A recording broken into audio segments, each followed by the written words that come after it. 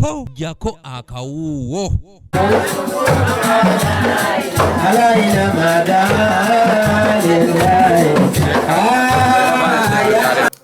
Ng'abaddu ba Allah bali mu keetereekerero ak'okutuukiriza empagi ey'okutaano mu ddiini eno ey'Obuyisiraamu ng'eno y'okukola hijjah. Omukulu w'ettwale lya Makindye Ssaabagabo Sheikh Ibrahim Yiga Kinyeenya ategese okusaba okw'enjawulo okw'okwebaza Allah olw'okumuwa omukisa ogutuukako ku nnyumba ya Allah e Mecca. Leero lubadde lunaku lwange lwa ssanyu okwebaza Katonda olw'okumpa omukisa nange ŋŋende mbeere nga neetabamu abo abagenda okulamaga omwaka guno. Sheikh Yiga akalaatidde bannayuganda bulijjo okukulembeza obumu bw'atyo n'asiima ne bannamawulire olw'okumanyisa eggwanga ebintu byonna ebigenda mu maaso mu nsi. Lwaki Allah nsiimye n'agamba nti genda ku nnyumba yange lwakwetoowaza na kweyisa bulungi nakudda eri Katonda buli nsonga yange gye njizza.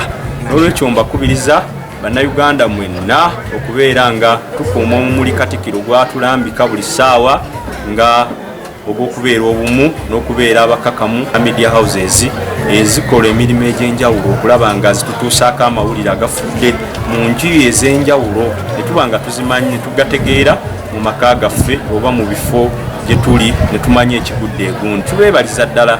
Akulira ddawa mu Kampala Sheikh Ali Kamu Tamusuza yennyamidde olw'omululu ogusuuse mu bannayuganda ensangi zino.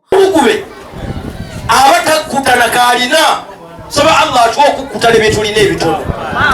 Nabi Isa alayhi salatu wassalamu olunaku lumu yalina gye yali alaga n'asanga omusajja mu bantu be amugamba njagala kuliwerekerako Isa. Omubaka wa Paalamenti akiikira Makindye Ssaabagabo Honorable David Sserukenya asabye abaami okufaayo ennyo eri abaana baabwe n'okusingira ddala ab'obuwala bagambye nti basusse nnyo okwonooneka ebiro bino. Tulina ebintu bibiri ekisooka neebaza Allah olwa mukwano gwange ono agenda e Mecca mwebalizaako kuba tekiba kyangu. Ekyokubiri lunaku lwa Father's Day kubiriza bataata bonna okufa ku baana n'okubawa obudde naddala abaana abawala basobole okubeera abaana ab'omugaso mu ggwanga. Mwebale nnyo, mwebalire ddala. Mu kwogerako eri Abasiraamu, Sheikh Sirimani Kasule Ndirangwa Ssaalongo yeekokkodde olw'ensalwa n'obutayagaliza ebiri mu bantu ennaku zino, bw'atyo n'asaba Abasiraamu bulijjo okubeera ekyokulabirako eri abantu abalala bonna mu nsi. Waffe aye twagale nabbi waffe Muhammad tweyise bulungi mu nsi tubeere kyakulabirako kirungi mu nsi, tusse mu nkola Katonda by'alagira ate twewale byonna Katonda by'agaana. Nze nabagamba Obusiraamu bugazi mu nsi nga nze Ndirangwa ate singa nnafa Haji Kabugo tebusigalawo. Sheikh Ndirangwa agenze mu maaso n'alambulula obukulu obw'okutuukiriza empagi ey'okutaano mu ddiini eno y'Obuyisiraamu.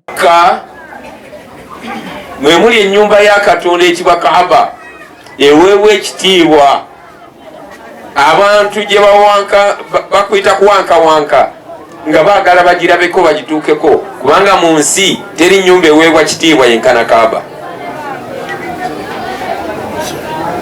Ennyumba eyo Kaaba nnyumba ya Katonda. Kanyike Kevinzi yakusakidde eggulire lino okula ABS Television. Musabye Katonda anteeremu obwangu n'okuntambuza emirembe ngende mu lugendo olwo era nzize nga ndi bulungi.